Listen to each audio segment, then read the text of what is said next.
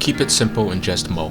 Common question I get asked is, how am I doing with the weeds? This year, for some reason, the weeds have been popping up with a vengeance.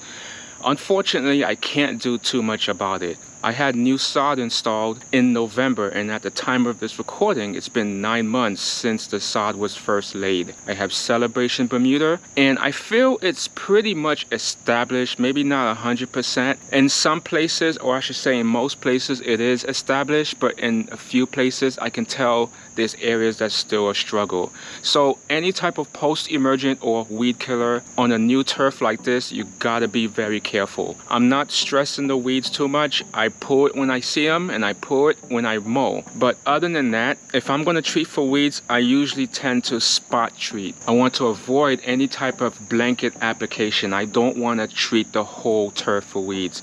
If I'm gonna treat it, it's better to spot spray. And two products I like to use this time of year, one of them more than the other, is nutsedge killer. So these two post-emergence is what I mainly stick to. But you can see the difference with the nutsedge killer. The concentration of the sulfentrazone is 0.05 versus the concentration of the Weed B Gon is 0.015. The active ingredient may sound like a small amount, but it's actually a big difference between the two. Regardless, you'll still get the same results when treating for nutsedge, but you'll get a little bit faster results when you use nutsedge killer. Nutsedge is a type of weed that's very difficult to prevent, but very easy to kill.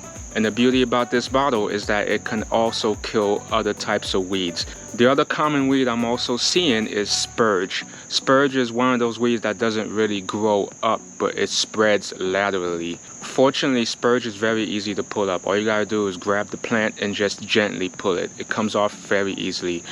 I try not to let it get too established in the lawn. If I see it, I go ahead and pull it. But nutsedge killer will also take care of the spurge, although it will take a little bit longer. But the thing about nutsedge killer is I typically try to avoid spraying in the heat of the day.